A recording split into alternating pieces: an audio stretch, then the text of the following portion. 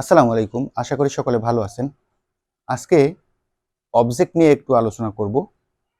Direct object এবং indirect object এবং object সম্পর্কে বিস্তারিত বলা যায়। শুরু করা যাক। আমি বোর্ডে কয়েকটি সেন্টেন্স লিখে রেখেছি already. He runs very fast, he have a cow, he bought a book, I like it, I met him in the market, what do you need, whom do you want, এবং do what I say. What is this? তো আমরা object নিয়ে এর আগেও একটা video করেছি। এখন তাহলে আমরা এখান থেকে কি অবজেক্ট খুঁজে বের করব?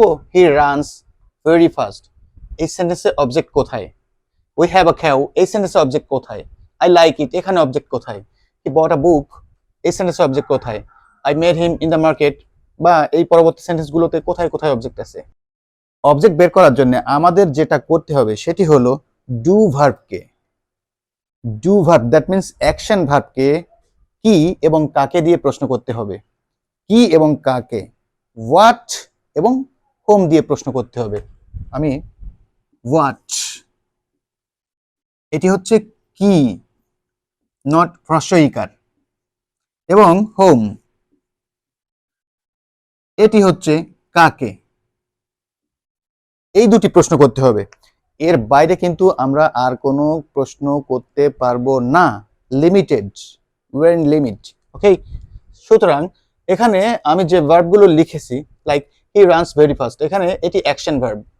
আমি প্রশ্ন করি হি রানস, তিনি দৌড়ান অথবা সে দৌড়ায়। সে কি দৌড়ায়? সে কাকে দৌড়ায়? আসলে কোশ্চেনই যেন কেমন একটা উইয়ার্ড মনে হচ্ছে, সুতরাং আনসার তো পরের কথা। উই হ্যাভ আ cow, আমাদের একটি গাভী আছে, এটি কিন্তু আদৌ ডু ভার্ব হিসেবে ব্যবহৃত হচ্ছে না। এটি কিন্তু আদৌ ডু ভার্ব না, পজেশন বোঝাচ্ছে। সুতরাং এটিকে প্রশ্ন করার দুঃসাহস দেখানো যাবে না। সুতরাং উপরের দুইটি সেন্টেন্সের ভেতরে আমরা কিন্তু এখানে প্রশ্ন করতে পারলেও প্রশ্নটা উইয়ার্ড মনে হয়েছিল, এবং এখানে প্রশ্ন করার সাহসই আমাদের নেই, কারণ এটি অ্যাকশন ভার্ব নয়। সুতরাং এটিকে প্রশ্ন করা যাবে না। সুতরাং এখানে বলতে পারি যে আমাদের উপরের লাইনে যে দুইটা সেন্টেন্স আছে এখানে অবজেক্ট নাই। সেন্টেন্স হলেই যে সেখানে অবজেক্ট থাকবে, ভার্ব হলেই যে অবজেক্ট নিতে পারবে, সেটা কিন্তু না। হি বট আ বুক, হি বট, এখানে ভার্বকে আমি আন্ডারলাইন করি, হি বট, সে কিনেছিল। কি কিনেছিল? বই। এবং একটি জিনিস অবশ্যই খেয়াল রাখতে হবে, কি দিয়ে প্রশ্ন করলে যেন আনসারটি অবশ্যই বস্তু হয়। যদি বস্তু ভিন্ন অন্য কিছু হয় তাহলে সেটি অবজেক্ট হবে না। এবং কাকে দিয়ে প্রশ্ন করলে যেন সেটি প্রাণী হয়, ব্যক্তি বা প্রাণী হয়। সুতরাং কি কিনেছিল? বস্তু কিনেছিল, আ বুক। সুতরাং এটি হলো এই সেন্টেন্সের অবজেক্ট। আই লাইক ইট, আমি পছন্দ করি, ডু ভার্ব বা অ্যাকশন ভার্ব। আমি কি পছন্দ করি? এটা। এটি হলো এই সেন্টেন্সের object. I met him in the market, আমি তার সাথে বাজারে দেখা করেছিলাম বা বাজারে তার সাথে আমার দেখা হয়েছিল। কারণ মেট, এটি হচ্ছে অ্যাকশন ভার্ব। মেট কি? আনসার নাই। কাকে? হিম, তাকে। এটি হচ্ছে এই সেন্টেন্সের object. What do you need, what do you need. কোশ্চেনের ক্ষেত্রে আমরা একটু পরে কথা বলি। Do what I say. এখন এই ক্ষেত্রে আমি যেটি বলতে চাই সেটি হচ্ছে পরবর্তী যে তিনটি সেন্টেন্স অথবা শেষের তিনটি সেন্টেন্স, এই তিনটি হচ্ছে দুইটি ইন্টারোগেটিভ সেন্টেন্স এবং একটি ইম্পারেটিভ সেন্টেন্স। এ কথা এখনো কোনো ভিডিওতে আমি নিজে দেখি নাই, তবে আপনারা আজকে শিখে নিন। ইন্টারোগেটিভ সেন্টেন্সে হোয়াট এবং হোম দিয়ে যদি প্রশ্ন করা হয় তাহলে হোয়াট এবং হোম নিজেই অবজেক্ট। হোয়াট এবং হোম দিয়ে যদি প্রশ্ন করা হয় তাহলে হোয়াট এবং হোম নিজেই অবজেক্ট। সুতরাং এখানে অবজেক্ট হচ্ছে হোয়াট এবং পরবর্তী সেন্টেন্সে অবজেক্ট হচ্ছে হোম, এবং এটি হচ্ছে imperative sentence, do what I সে। সুতরাং ইম্পারেটিভ সেন্টেন্সে আমাদের অ্যাকশন ভার্বটা সামনে থাকে, তাকেই প্রশ্ন করতে হবে। ডু দ্যাট মিন্স করো, কি করো? হোয়াট আই সে, এখানে এইটি নাকি এইটি নাকি এইটি, এই পুরাটাই অবজেক্ট, এই পুরাটাই অবজেক্ট, হোয়াট আই সে। সুতরাং অবজেক্ট হতে হলে অবজেক্ট হতে হলে আইদার তাকে নাউন হতে হবে or noun equivalent, that means noun or pronoun or noun phrase. এটি না হলে কিন্তু অবজেক্ট হবে না। এখন আসা যাক ডিরেক্ট অবজেক্ট এবং ইনডিরেক্ট অবজেক্টে। ডিরেক্ট অবজেক্ট কি এবং ইনডিরেক্ট অবজেক্ট কি? কোনো সেন্টেন্সে কোনো ভার্ব যদি একটি মাত্র অবজেক্ট নেয়, কোনো ভার্ব যদি একটি মাত্র অবজেক্ট নেয়, তাহলে সেটি বস্তু হোক অথবা প্রাণী হোক, ওয়ার্ড দিয়ে প্রশ্ন করে আনসার পাওয়া যাক অথবা উড দিয়ে ওম দিয়ে প্রশ্ন করে আনসার পাওয়া যাক, সেটি অবশ্যই ডিরেক্ট অবজেক্ট। একটি অবজেক্ট নিলে সেটি অবশ্যই ডিরেক্ট অবজেক্ট। তবে যদি কোনো ভার্ব, যেহেতু আমরা দুটো প্রশ্ন করার এখতিয়ার আমাদের আছে, we are allowed to ask 2 questions, সুতরাং দুটি অবজেক্ট নিতে পারে সর্বোচ্চ। যদি কখনো কোনো ভার্ব দুইটি অবজেক্ট নেয়, তাহলে তখন আমরা কিভাবে বুঝবো যে কোনটি ডিরেক্ট অবজেক্ট এবং কোনটি ইনডিরেক্ট অবজেক্ট?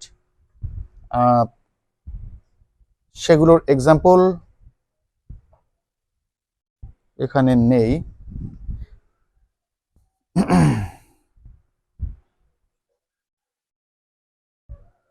আচ্ছা, যদি কোনো ভার্ব দুইটি অবজেক্ট নেয়, তাহলে আমরা কিভাবে বুঝবো যে সেটি ডিরেক্ট নাকি ইনডিরেক্ট?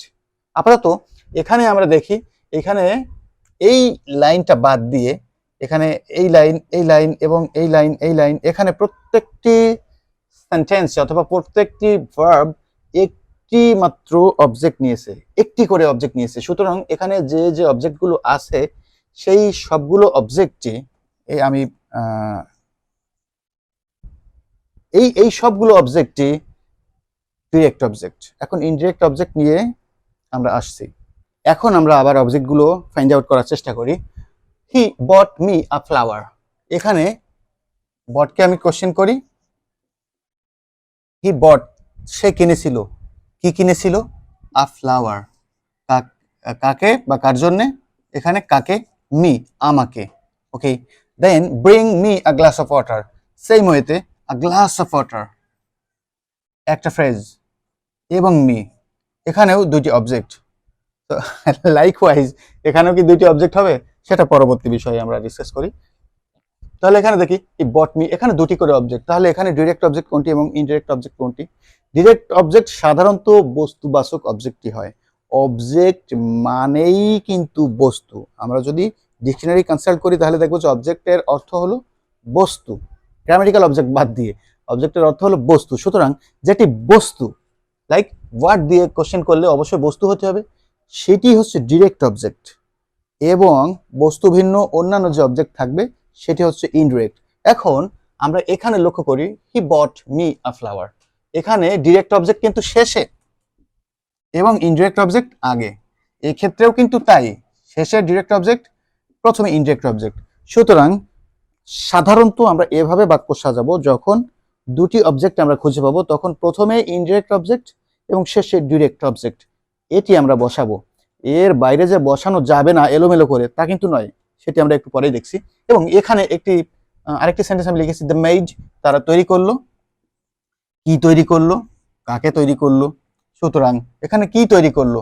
ক্যাপ্টেন। এখন কি তৈরি করলো? ক্যাপ্টেন, এটি কি অবজেক্ট হবে? আসলে এটি কিন্তু অবশ্যই অবজেক্ট না।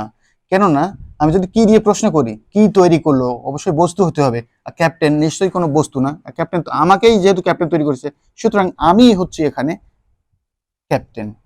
আমি যদি বস্তু হতাম তাহলে এটি অবজেক্ট হয়ে যেত। এবং কাকে তৈরি করলো? প্রাণী, আমি অবশ্যই প্রাণী, সুতরাং এটি অবজেক্ট, এটি কিন্তু অবজেক্ট না। তাহলে এটি কি? এটি সম্পর্কে আমরা পরবর্তী কোনো ভিডিওতে ডিসকাস করব। একটু শুধু বলে রাখি, এটি হলো কমপ্লিমেন্ট। ওকে, তাহলে এই সেন্টেন্সে মাত্র একটি object, the made me captain. আমরা এই সেন্টেন্সটি বা এই জাতীয় সেন্টেন্সগুলো ভুল করে থাকি, এজন্য এমন একটা এক্সাম্পল দিয়ে দিলাম। এখন আমি যদি এই অবজেক্টগুলো এলোমেলো করে লিখতে চাইতাম তাহলে কিভাবে লিখতাম? ঠিক এভাবে লেখার চেষ্টা করতাম, he bought a flower for me, and এই সেন্টেন্সটি ঠিক এভাবে লিখতাম,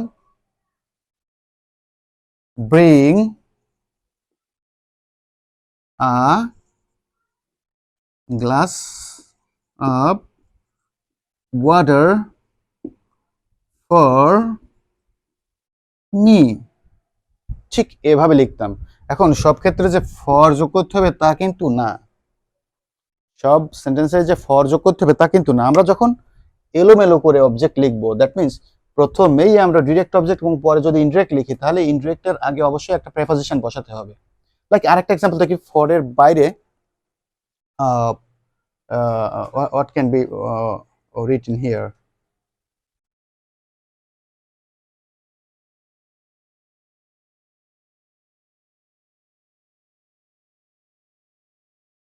ব্রিং যদি বলা যায়, bring a glass of water, এখানে ফর মি যেহেতু আমার আমার জন্য বা খাবার জন্য, আমি হি গেভ, হি গেভ এরকম লিখি, he gave a book to me. আমরা হি গেভ মি আ বুক, এটিকে যদি আমরা ঘুরিয়ে লিখি, দ্যাট মিনস ডিরেক্ট অবজেক্ট সামনে এবং ইনডিরেক্ট অবজেক্ট পেছনে লিখি, তাহলে সেক্ষেত্রে আমরা এই সেন্টেন্সটিতে এই অবজেক্টের আগে আমরা টু ব্যবহার করলাম ফরের পরিবর্তে। কি হলো? He gave a book to me. সুতরাং আমরা আলটিমেটলি কি শিখলাম? অবজেক্ট কিভাবে বের করতে হয়, অ্যাকশন ভার্বকে কি এবং কাকে দিয়ে প্রশ্ন করে, সেক্ষেত্রে কি দিয়ে প্রশ্ন করলে অবশ্যই বস্তু হতে হবে, আদারওয়াইজ সেটি অবজেক্ট হবে না। যেমন এখানে অবজেক্ট হয়নি, আমরা ইরেজ করে ফেলেছি। এবং কাকে দিয়ে প্রশ্ন করলে বা হোম দিয়ে প্রশ্ন করলে সেটি অবশ্যই প্রাণী হতে হবে। শেষে কি শিখলাম এরপরে? এরপরে শিখলাম ইন্টারোগেটিভ সেন্টেন্সে হোয়াট এবং হোম দিয়ে যদি প্রশ্ন করা হয়, তাহলে ওই দুটিই হবে অবজেক্ট। এবং অবজেক্ট কিন্তু একাধিক ওয়ার্ড নিয়েও হতে পারে, সেটিও আমরা দেখলাম। লাইক একটা এক্সাম্পল আমরা দেখেছিলাম ইম্পারেটিভ সেন্টেন্সের ক্ষেত্রে, ডু হোয়াট আই সে, এখানে হোয়াট আই সে এটি পুরোটাই অবজেক্ট। ওকে, দেন আমরা দেখলাম যে ডিরেক্ট অবজেক্ট ইনডিরেক্ট অবজেক্টের যে বিষয়টি, যেটি বস্তু সাধারণত সেটি ডিরেক্ট অবজেক্ট হয় এবং ব্যক্তি বা প্রাণীটি হবে ইনডিরেক্ট অবজেক্ট।